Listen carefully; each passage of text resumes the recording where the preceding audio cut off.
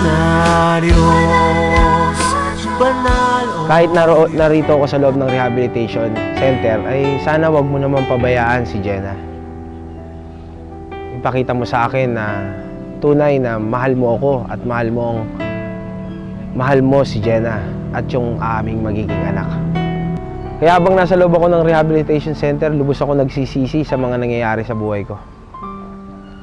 Hanggang isang araw, nagkaroon ng isang Life in the Spirit seminar doon sa loob ng rehabilitation center. Kung saan, participants kaming mga pangalawang balik dito sa loob ng rehab. At ang nakakatuwa pa rito, ang nag-sponsor ang Children of Light Catholic Charismatic Community, na kung saan kasama nilang pumunta sa loob ng rehabilitation center ay si Jenna. Tuwan-tuwa ako noon na nakita ko si Jenna na nasa mabuting kalagayan. Masayang masaya ako dahil nakita kong maayos ang kanyang pagbubuntis.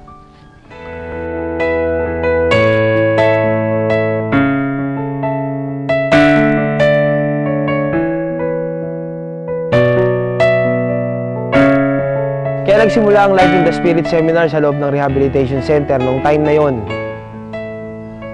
pinilit kong intindihin, pinilit kong unawain ang bawat topic na tinatalakay mula simula hanggang matapos. Nagkaroon ng baptism sa Life in the Spirit seminar. Pilit kong kinausap ang Panginoon. Sabi ko, Lord, tunay na napakabuti mo. Pinipilit mong maayos ang buhay ko. Nadamang-dama ko siya. Damang-dama ko ang banal na espiritu na dumadaloy sa buong katawan ko.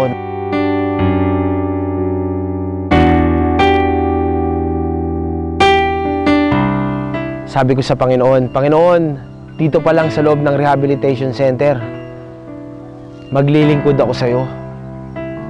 Hanggang sa paglabas ko ng rehab, ay patuloy akong maglilingkod sa iyo.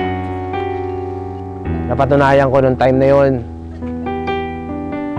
napakasarap pala maglingkod sa Panginoon.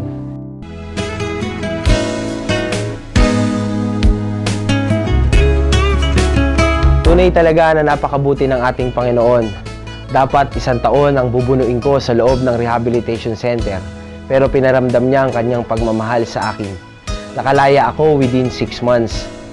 Pagkatapos noon, buong puso akong bumalik sa Children of Light.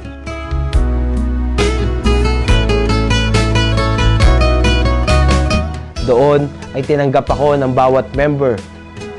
Pinakita nila sa akin ang kanilang pagmamahal sa kabila ng aking mga pagkukulang noon. Tunay na ginamit ako ng Panginoon. Natuto akong mag-moderate, maging worship leader, maging song leader. At gayon din, binigyan ako ng pagkakataon na maging co-anchor ni Sister Descaredo sa Children of Light Healing on the Air sa Radyo Veritas tuwing Monday, alas 8 hanggang alas 9 ng gabi. At tuloy-tuloy na biyaya ang pinagkaloob sa akin ng Panginoon. Doon, nagkaroon ako ng trabaho sa Premier Insurance and Surety Corporation. Pagkatapos po nun, ikinasal din kami ng aking asawa na si Jenna sa simbahan.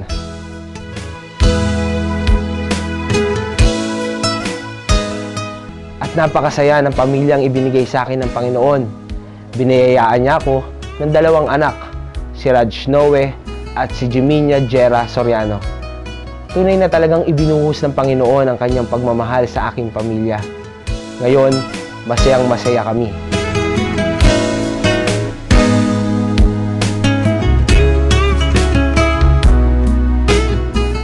Sabi nga sa salita ng Diyos,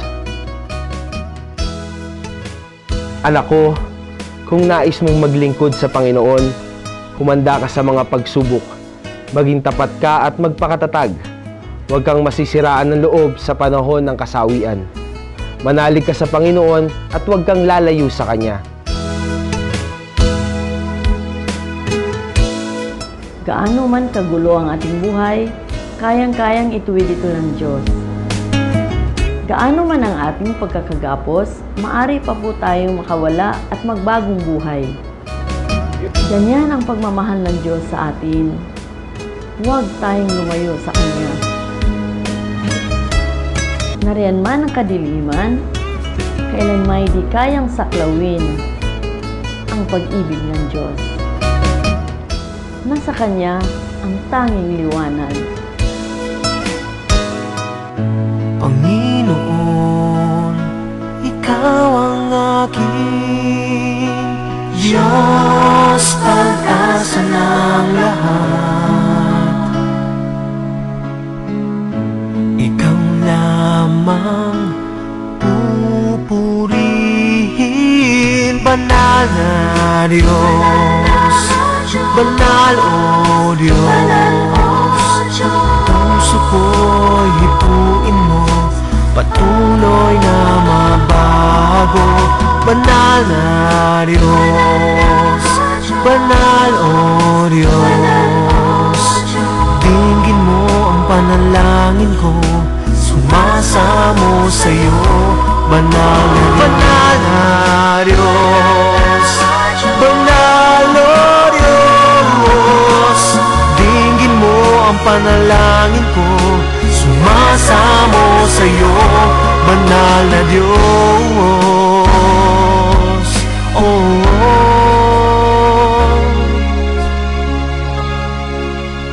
banal na Diyos, sumasamo.